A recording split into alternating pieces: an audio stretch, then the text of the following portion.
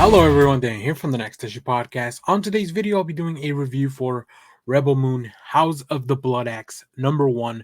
This is a new book from TitanComics and a prequel to the Netflix film Rebel Moon, Child of Fire. Let's take a look at the creative team before we get into this book. This book is written with a story by Zack Snyder, written by Max Visaggio, and with art by Clark Bent. I was very excited that I was able to check this out a little early. I really enjoyed the film. It's not a perfect film, but we have a review in the channel if you want to check all my thoughts on that. But the Bloodaxe siblings were two characters that I really enjoyed. I think they look pretty cool. We don't get to see a lot of Deborah, but we do get to see a lot of Darian. So let's take a look at the synopsis here before we get further into this book. The comic book prequel to the highly anticipated Netflix film Rebel Moon, created by acclaimed director Zack Snyder, written by award-winning comics writer Max Visaggio. As war is looming on the horizon of the planet Shasu, the leader of the Bloodaxe family is conflicted between living up to his father's domineering legacy and maintaining peace. It is up to him to settle the conflicts within himself and his family before the entire planet erupts into war. Um, I guess the first thing I want to address is, can you read this if you haven't seen the film? I have seen the film, so I got a lot of the context for these characters. This to me still reads just like a story of how two people met and kind of how their family developed. There are also some intrigues about like power and what happens after one of the leaders of the house falls. Also, the pressure of the motherland. So there's everything you need to know about the story is here. Now, if you've seen the film, if you know a little bit more about this world, this universe that Zack Snyder has built for Rebel Moon, I think you'll get a little bit more out of the book because you'll get some references. You'll understand the larger conflict outside of just the planet. But this is a very much a standalone story. I think also, like I mentioned in the film, we didn't get to see a lot of Deborah, who is a prominent character in this book. She is in the main cover with her brother behind her. But we do get to see a lot more of Darian, and we get to see their relationship. The film did not really have a lot of time to show us their relationship as siblings and kind of what that means. So I'm very interested to figure out a little bit more about both of them. So that being said, I think this book is a lot of fun. I really enjoyed it. Uh, the art, just Clark Bent, who I'm not familiar with, has a very distinct style that feels very much fitted for an adventure like this. Whether it comes to the character designs, the outfits, the creatures that live within this world, or even just a more quiet scene where it's just a conversation. We'll get to see some preview art in a minute. But yeah, overall, highly enjoyed the story. It leaves off at a great place where you're just like wanting the next book right away. So I think if the story hooks you, if you're into this world, I think you're really gonna enjoy it. And if you've never experienced something, I think it's something that you might want to check out, at least for issue #1, because first of all, great talent behind the comic book. I've read a lot of comics by Visaggio in the past, and as I mentioned, Clark Bent. Although I'm new to the art, it was something that really clicked aesthetically with me. So speaking of the art, let's take a look here. As you can see, a lot of really cool visuals, action scenes. We get to see some creatures and some fighting there. I really love this last panel of her just like slashing under the creature's belly to finally take it down. We also have this beautiful scene of a funeral procession. I love the attention to detail, the shadows all over the place. It's just it's such an interesting visual how symmetric it is in the page. I love the shadows, the capes, like all the details. Very cool stuff. And then here, as I mentioned, we have some more moments that are a little bit more quiet, a little bit of conversations between the Bloodaxe family. and as they try to kind of decide on the future. And of course, there's always the element of like there's a little bit of mysticism here. There's a little something else that kind of lies in the outer edges of this story. So quite enjoy this. Highly recommended for fans of the film. I think movie tie-in comics are thing that when they are done correctly, they just really stand out, especially on their own. Um, and I think it's really cool that a property as new as Rebel Moon is taking a step to kind of do that as well. I feel like Titan Comics has really been stepping up their game when it comes to these franchises. A lot of their work is licensed, so it's really cool to see them bring stuff like this to the page, and specifically with amazing talent like we have in this book. So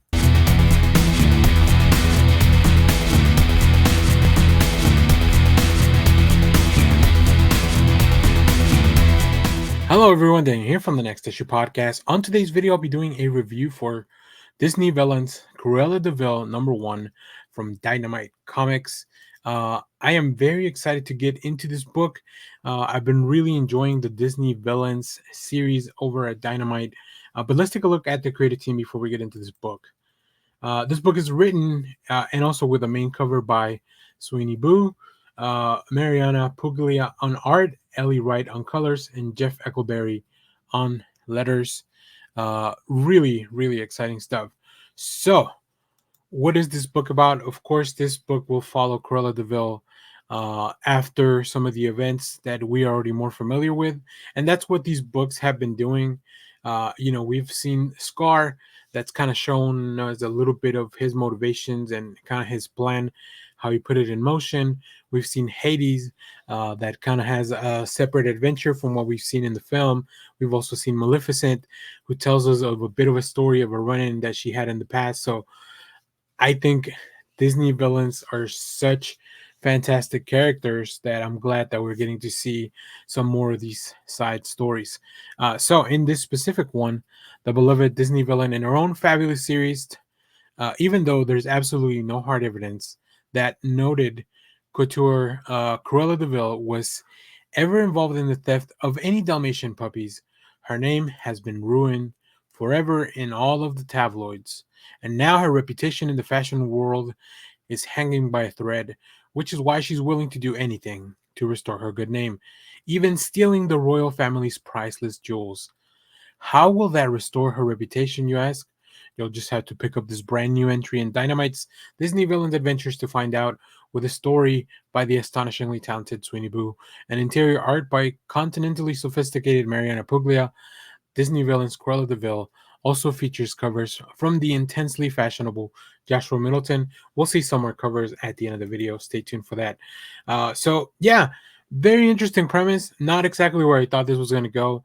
It's also been a little while since I've seen 101 Dalmatians, so I don't exactly remember. I remember kind of where we left things off, but it is interesting to see where the story is going to pick up, and also uh, the the idea of how Cruella feels like she is going to get her reputation back is very interesting. I think my favorite thing about this issue, though, and we'll talk about the art in a minute, which is also amazing, but it's the fact that a lot of the story happens through the point of view of different dogs. And although I don't have a dog myself, I love dogs. I think dogs in comics are amazing. Really, any kind of animal, but dogs in particular in this story just really, really make it feel special. Um, Cruella has this just just the way that she portrays herself in this story, right?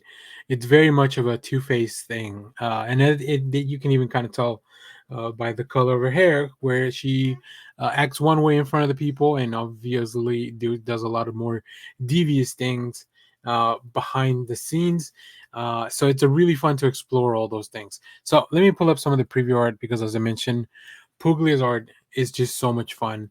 I love following this. Look at this puppy, following him around. And as we get to see how all the dogs in the town are really aware now that Cruella is not a good person. Word's gotten out, and all these dogs are going to work together to make sure that all these little things that she's doing that to kind of fix her image, whether it's donating money or, these photo ops, all of these things that are not going to, she's not going to get away with it. She's not just going to sweep everything under the rug.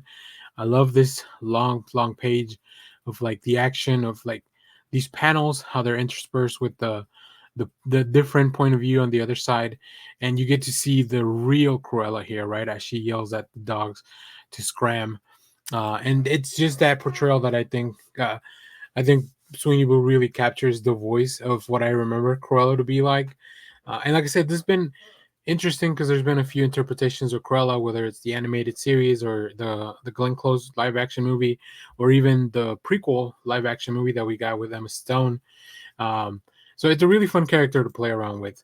I think planning this kind of like heist for the jewels will be interesting to follow up, especially if we get to see more of the dogs from around the neighborhood or the world, or the world of the book, kind of come into play. So I don't know. I'm waiting to see what happens next. I do feel like this one. Um, Cruella is not one of the characters that I enjoyed the most. Like Disney really had been hitting on them. Like I really love Hades. I love Scar. I love Maleficent. Cruella the villains would be, I would say, maybe on the lower tier for me as far as Disney villains that I enjoy. So it'll be interesting to follow this. This is probably something I'll revisit in the video, maybe once it's completed, so I can tell you guys how the whole thing kind of played out. But if you're a Disney fan, I recommend this, even if it's just to pick up some beautiful covers because they're doing some amazing work. But yeah, I think this will be a fun romp, just to kind of, especially if you love dogs. I think you're really going to enjoy this issue. So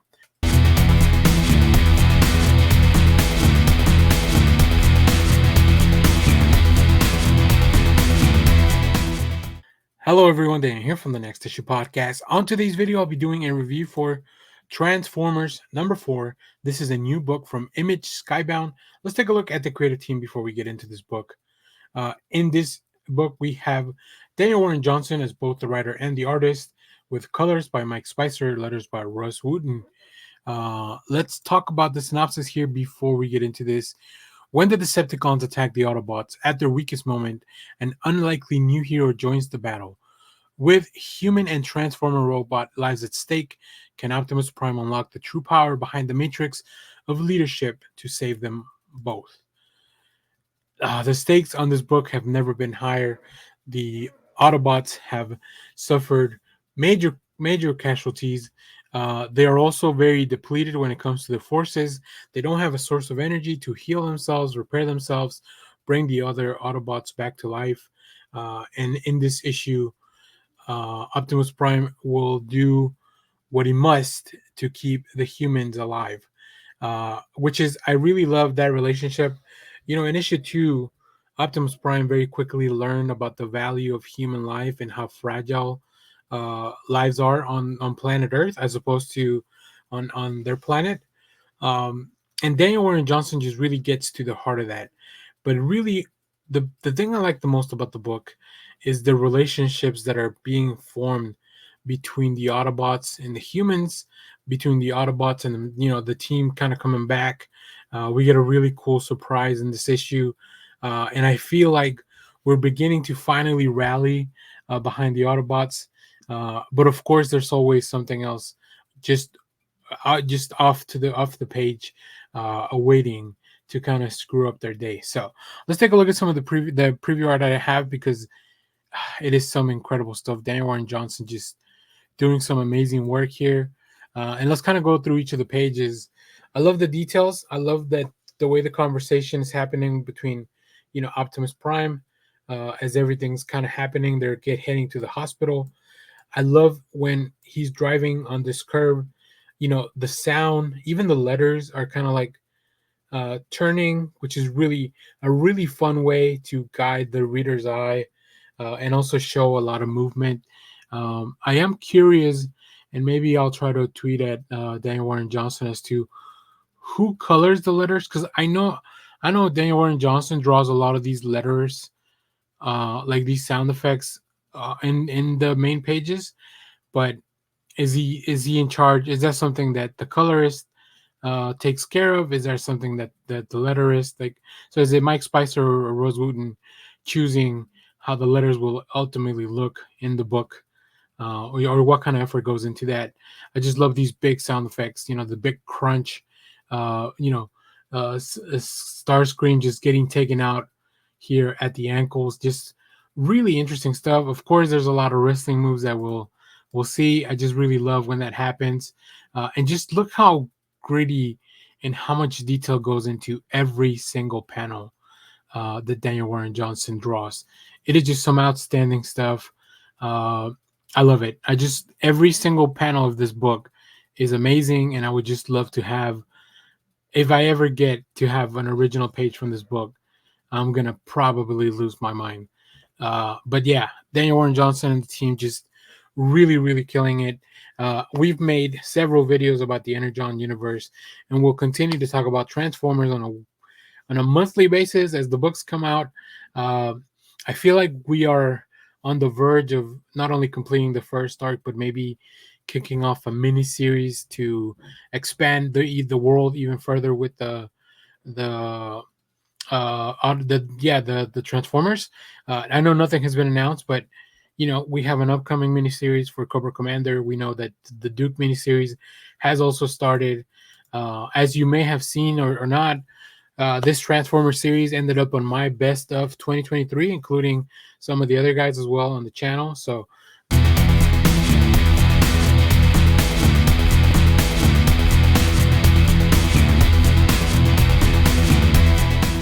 hello, everyone. Daniel here from the Next Issue Podcast. On today's video, we'll be doing a review for Petrol number 3. This is a new book from ImageComics. I am very, very excited to keep talking about this ongoing series. It's a lot of fun. So let's take a look at the creative team before we get into any of that. This book has a story by Rob Williams with art, letters, and graphic design by Piper. If you've watched our previous reviews, you know that I'm really enjoying this series. The guys are also really enjoying the series. It is just one of our favorite things really to come out in a long time from ImageComics.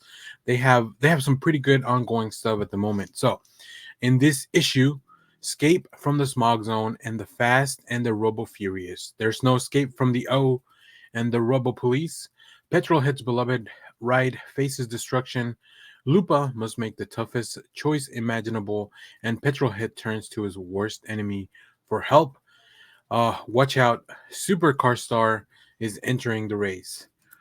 Yeah, as we continue to follow the gang, I really like that we're getting a lot of flashbacks to Petrolhead's racing days. That's where we get a lot of the more dynamic sequences. We get a lot of the more fun banter, but it's also a fun way to kind of relive and experience and expand on the world, but also figure out the relationships between these robot drivers, these Petrolheads, right?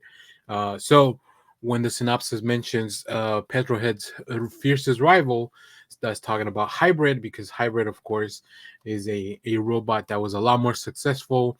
It was more popular. It won more races, but Petrolhead never really gave up. So they have a very antagonistic relationship, which is interesting. And now Petrolhead needs to turn to help. Needs to turn to Hybrid for help. But there's one more person, or one more driver that is still on the side of the O. I won't go too far into details because the book really delivers a lot of that. So really cool stuff. I think this has one of my favorite closing pages of the series so far. And I can't wait to see what happens on the next issue. But let's take a look at some of the preview art. As I've talked about, Piper's art is just out of this world. I think what sets this apart is the coloring. Somehow the color palette that Piper has chosen, it just delivers on so many levels. I think a lot of these contrasting colors, we have a lot of blues and oranges kind of contrasting against each other. Obviously, if you know anything about the color wheel, those are, they're on the opposite side. So it's really interesting kind of how they really work together here. But they just give a lot of layers and depth to the art, specifically when it comes to the races. As always, all the robot designs are super cool. and whenever we have an action scene, specifically like this first page, it just looks super cool. Like, I don't know, I can't rave enough about this art. I also love that we have little bits of inserts, more story, more different drivers, and because we get to meet Supercar Star in this one. I love this comparison against Hybrid, like the stat page just in the middle of it. It feels very much like a Saturday morning cartoon that they would just kind of cut to that for no reason, right? So I really love the addition of that, because this is a overall a pretty serious comic when it comes to what's going on, but they're not afraid to go and expand on some of this stuff and make it feel a little bit more familiar. So yeah, I really like that page of the stats. And then you can see why Hybrid would be jealous of somebody like Supercar Star, whereas Petrolhead kind of doesn't really care. Petrolhead's just there for the drive. So very distinct personalities, even within these drivers, robots, whatever you want to call them. So, of course, we get to see a little bit more of O's machinations amongst all this stuff, and our. I feel like on this one we don't get. It really focuses a lot more on Petrolhead and then the search for help with Hybrid.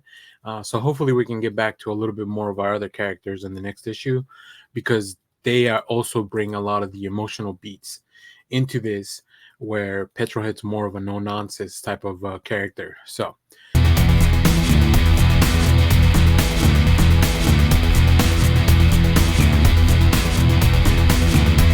Hello everyone, Dan here from the Next Issue Podcast. On today's video, I'll be doing a review for Crave #2. This is a new book from ImageComics. Let's take a look at the creative team, even though this is really all done. Story, art, letters, design, all by Maria Lovett. We do have a logo design by Jesus Oriana.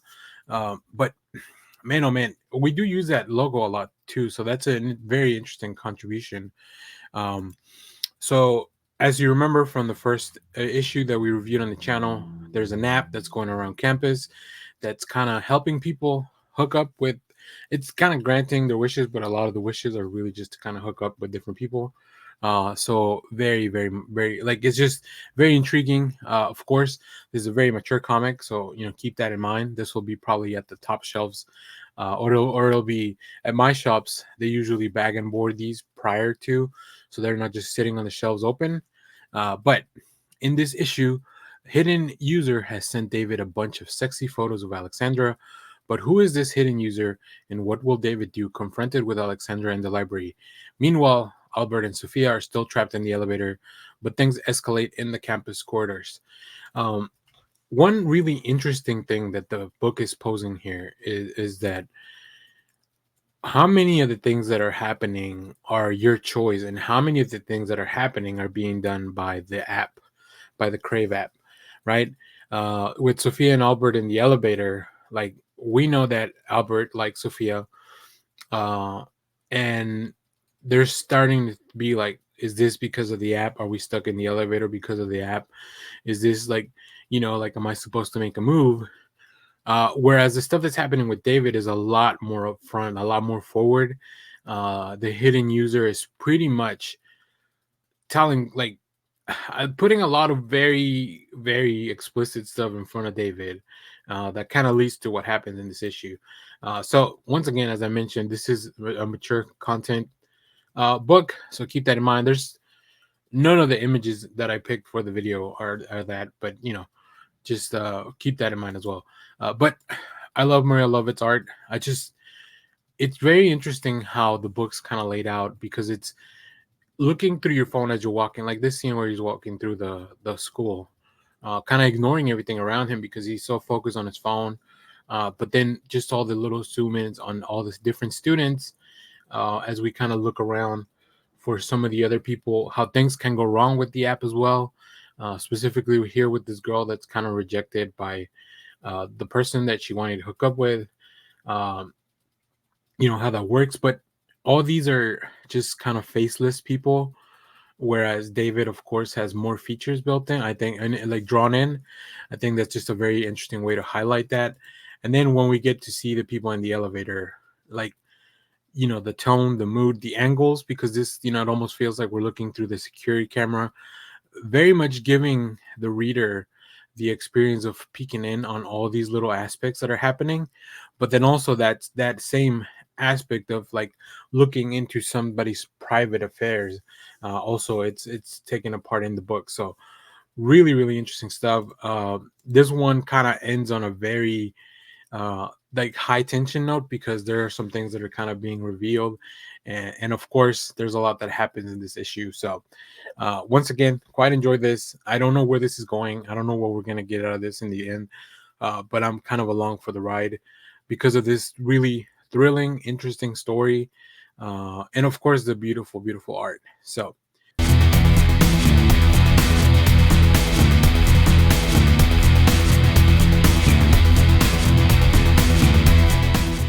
hello, everyone. Daniel here from the Next Issue Podcast. On today's video, I'll be doing a review for Swan Songs number 6.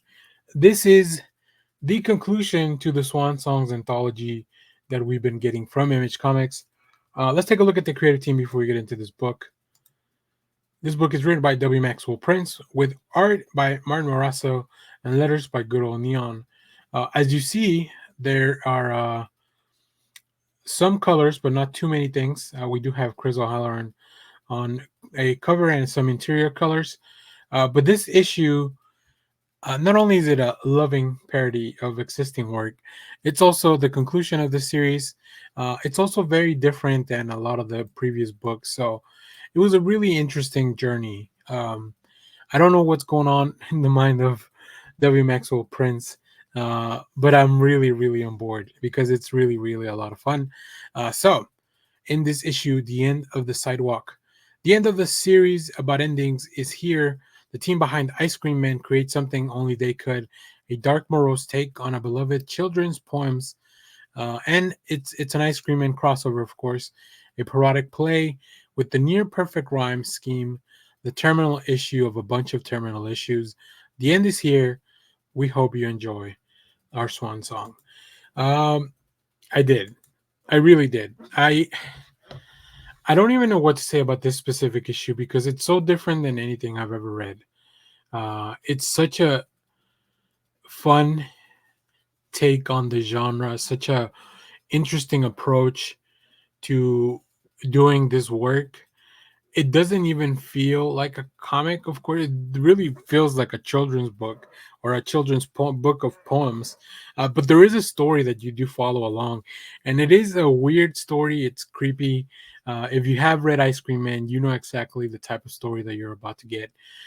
So yeah, I don't have a lot to say specifically about this issue, but I do want to say I really enjoy the series as a whole, with each of the creators that came on board, and it's just the perfect way to close out this book is by having the Ice Cream Man team reunite to bring you something weird, something strange, something creepy. Uh, Only the way they can do it. The poems are actually really interesting. There's even a haiku at some point, which I don't know a lot about poetry, but it's interesting to follow along with the page and just to see how a poem can tell a story, a smaller story, but then also a larger story within the pages of all the, once you kind of put all the poems together, and of course you get to the end of the book, and it leaves you just not only on the edge of your seat, but also at the end of the road. Um, this has been great. I hope that Image uh, figures out that this was a success. I hope that the team has more books like this in their back pocket, because I would love to see more of this type of anthology, rotating teams, rotating artists, creative artists, different mediums. It was crazy. I just really enjoyed this Swan Song. It's one of the coolest anthologies out there. I think it's going to be such a fun book when it's collected. It probably will end up on a bunch of best of 2024 list when the trade hits and more people get to read it. I can guarantee you that. If you have read this, let me know what you thought about it down in the comments. As always, we have some variants at the end of the video. Stay tuned for those. And of course, stay tuned here on the channel. We have more comic reviews, trailer reactions, TV recaps, all that fun stuff here in the channel. Thanks for watching, everyone. Bye-bye.